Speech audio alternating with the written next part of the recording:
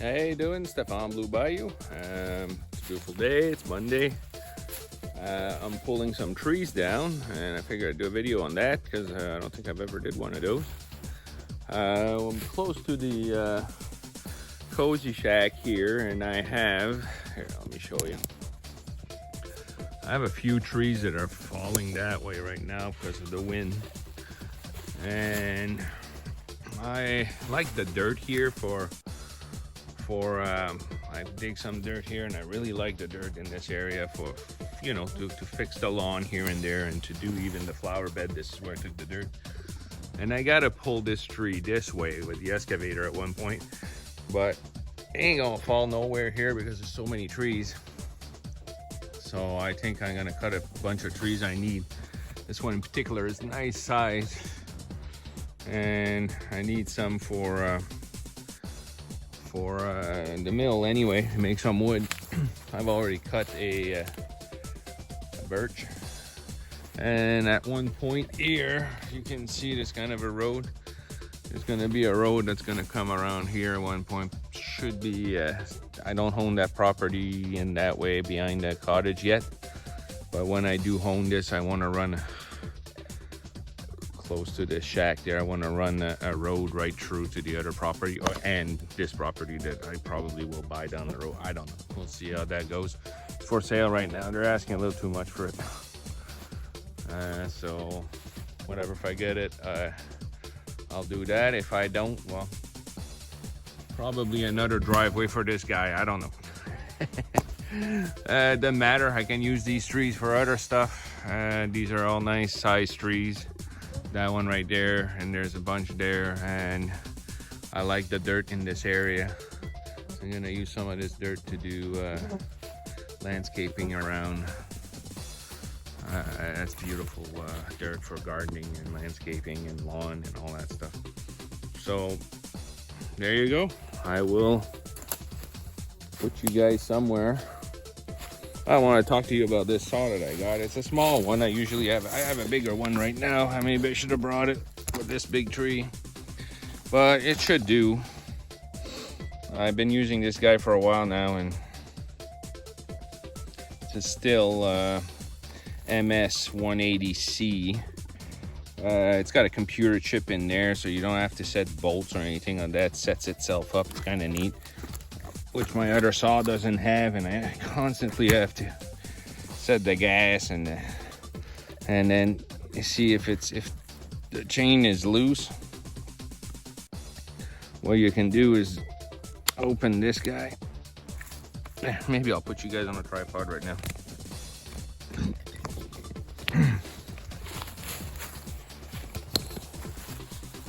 Wonder if this is gonna work. Alright, more like that. So I just got it's a toolless chainsaw. So I just loosen it up. Then I turn this knob right here. Okay, loosen it up, tighten it up, and then just tighten this up again. That's all you gotta do. That's what I kind of like about this saw. You don't need to bring a bunch of tools with you. I just fill it up with gas and oil. Because when you're cutting a big tree like this, you probably don't want to run out of gas right in the middle of cutting it. All right, let's put you guys a little further. So this tree should go that way. I will put you behind here. I'm not supposed to. It's not supposed to come this way anyway. All right.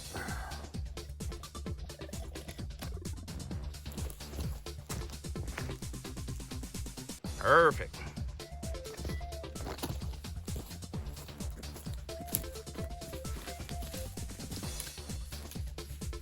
All right. I felled quite a few trees in my life. I'm not saying I'm a professional, but I know a thing or two about falling trees, except for the time that Nova Scotia Power comes here and fix lines that I've thrown down. It happened once with me and once with one of my employees. They don't like it, but I'm far enough. There's no line. Shouldn't happen with this tree. And all these trees are protecting my excavator anyway. So let's do this.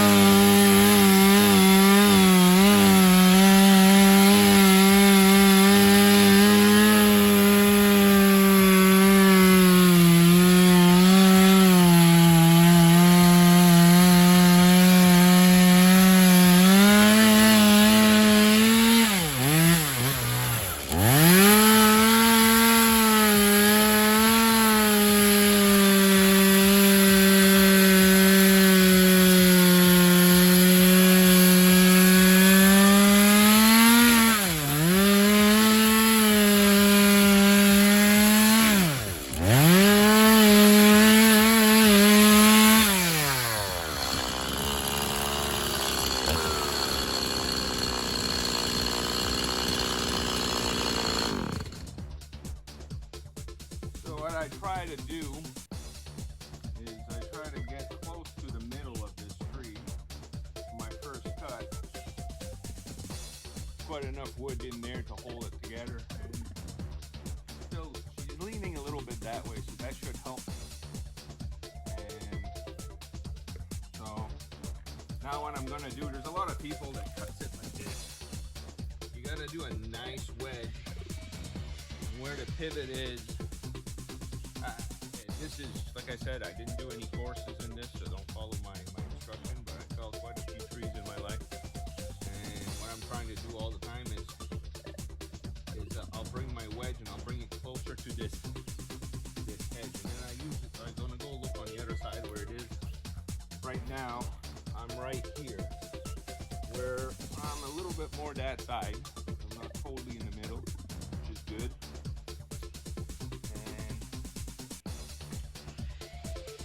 Practically the same place on this side. So now I'm going to take a big piece of pie out. We'll do that right now.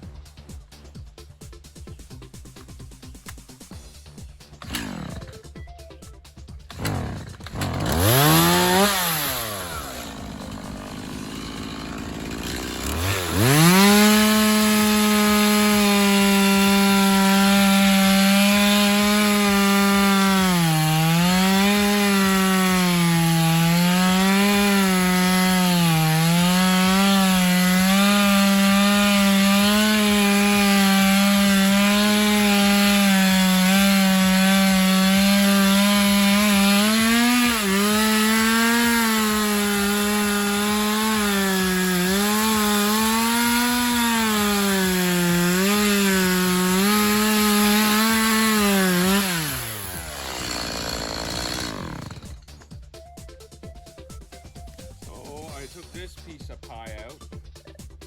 It's kind of a nice big chunk, so it tells me that, okay, I'm not in the middle, but I'm a good probably 40% in.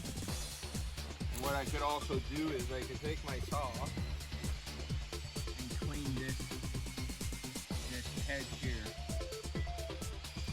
I'm looking at it right now. It's not bad at all. So let's do that.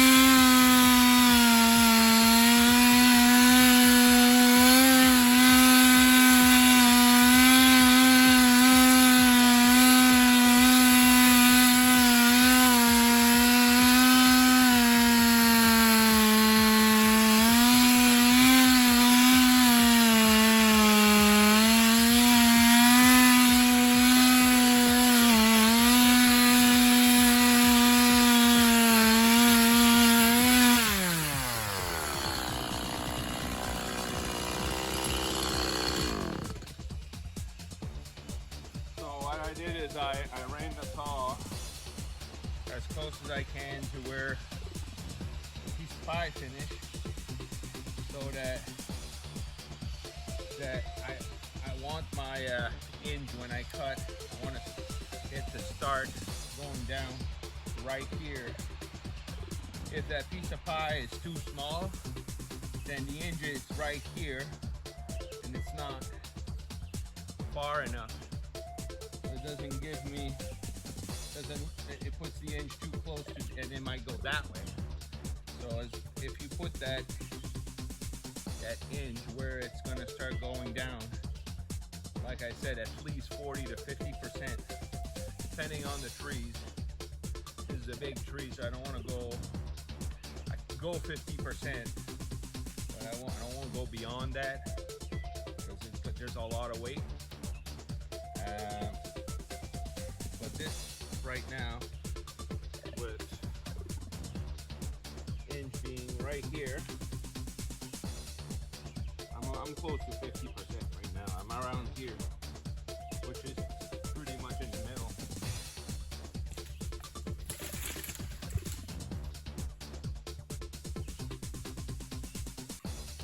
Yep. So I can practically tell you where it's gonna fall.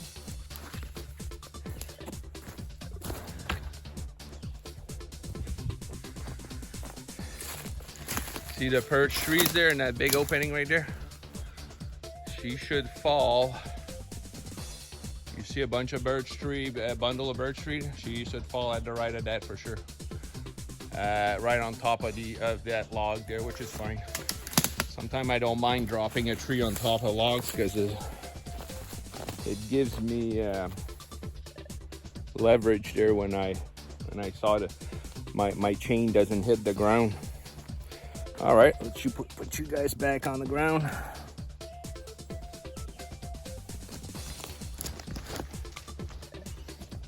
Maybe we'll give you a better view this time.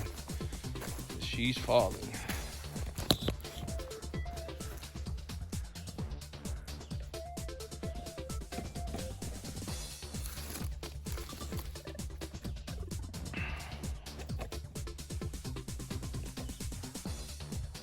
Good. So you see those trees right there, those birch trees? Well, she should fall like right there. All right, let's do that.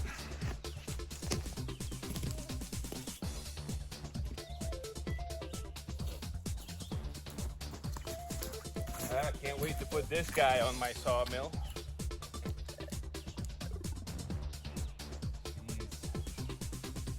I didn't bring a measuring tape, but I'll measure later. Probably leave it in the comments.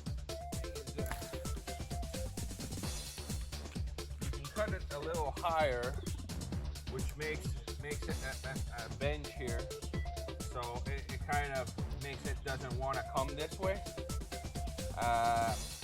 She'll split there. If you cut it about this much higher, she'll split when you hit the area. And what I was saying also is I'm gonna leave this part right here at the end to help it go that way, so it doesn't go that way. I really want it to go that way. And if I look at it, it looks like it's gonna go that way anyway, but it's just common sense. You learn this, the more trees you fall there, the more you realize how to go about it.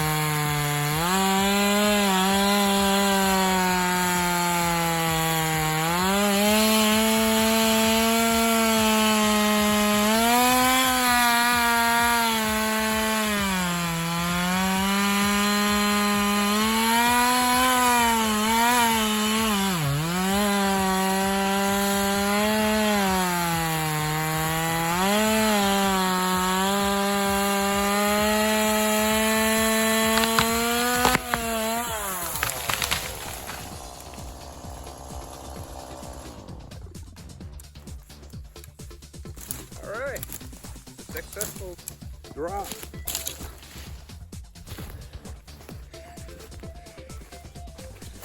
So you can see I went a little higher, not that much, but, and this is the last little piece that kind of didn't cut, it just pulled it out.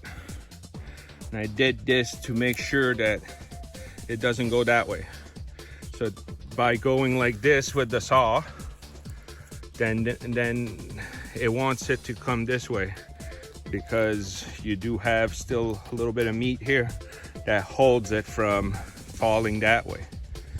And I want it to fall that way, and there you go.